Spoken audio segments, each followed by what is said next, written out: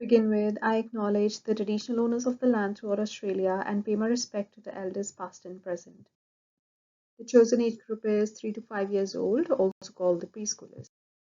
My curriculum philosophy is Rajamili inspired, according to which the preschoolers learn the best by active participation, hands-on exploration through play and inquiry, social interaction and collaboration, expression through several creative ways, repetition and sensory experiences.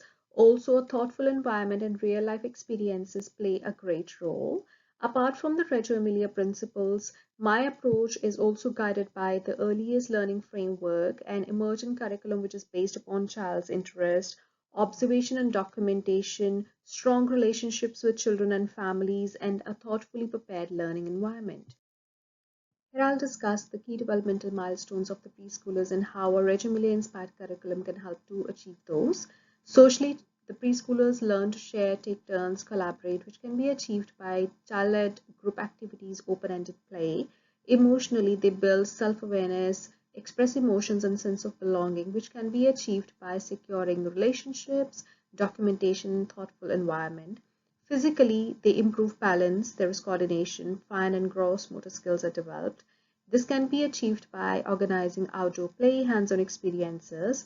Cognitively, they have the curiosity to ask questions, explore, solve problems, and get involved in imaginative play, which can be achieved by inquiry-based learning, open-ended questions.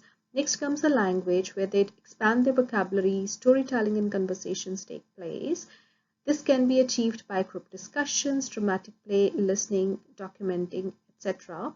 There are EYLF connections to this, which is strong sense of identity, well-being, confident and involved learners, and effective communicators. Next comes the weekly program, which is a structured plan that outlines activities, tasks, and commitments for the week. Here I've framed a weekly program which has a specific learning focus for each day of the week. For example, Monday could be STEM based, which is science, technology, engineering, mathematics based. The activity I've focused here is sink or float, which children can perform outdoors in a group quietly, where children can consider the natural materials and judge whether they sink or float and then chart their observations. It can also be nature-based activities, including loose paths, nature construction. The activity that I focus specifically is nest building using the natural materials like sticks, stones, pine cones, leaves, etc., which children can further extend by using their imagination and to tell stories. Tuesday could be art and craft based. The activity I've focused here is leaf printing, which children can perform indoors individually, and children can use the paints and rollers to paint the leaves and then create patterns which can help them to showcase their creativity. The learning focus for Wednesday could be sustainability and gardening, where children can use reusable containers such as milk bottles as planters for seed planting, and then they can further discuss how reusing helps the earth.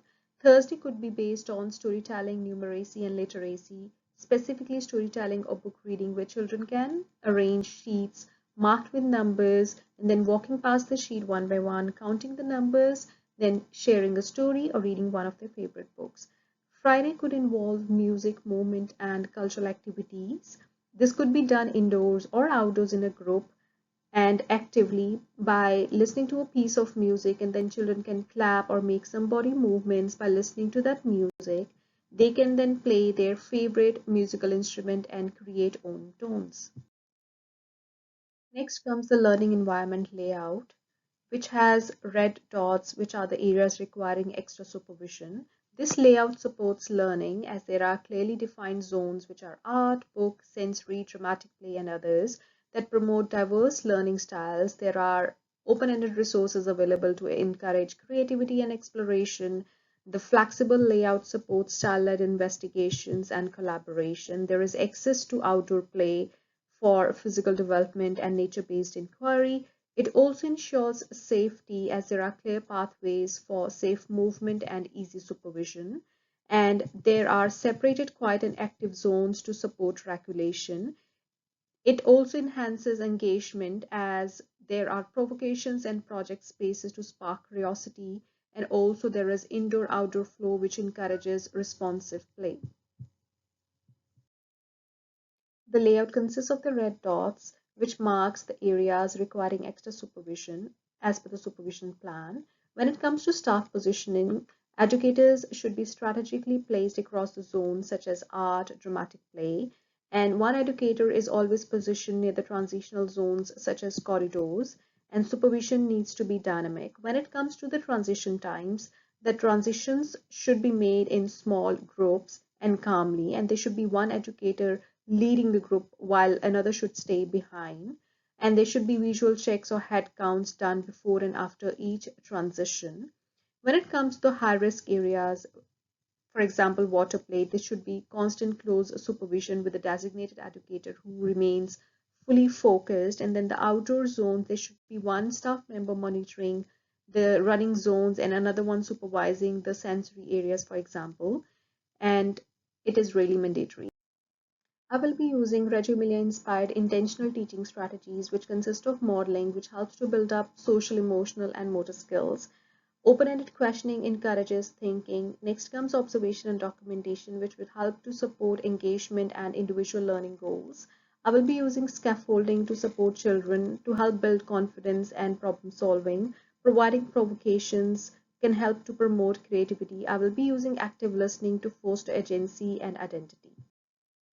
I will be assessing the learnings of the preschoolers by observing them during play and exploration, which helps to focus on interests and strengths. Then I'll be using some documentation tools such as photographs and anecdotal records and checklists to track developmental milestones and skills across time. This can help me to identify the interests, tailor experiences to individual and group needs, and then monitor progress towards the EYLF outcomes and collaborate with families and children in their learning journeys. This is the list of references.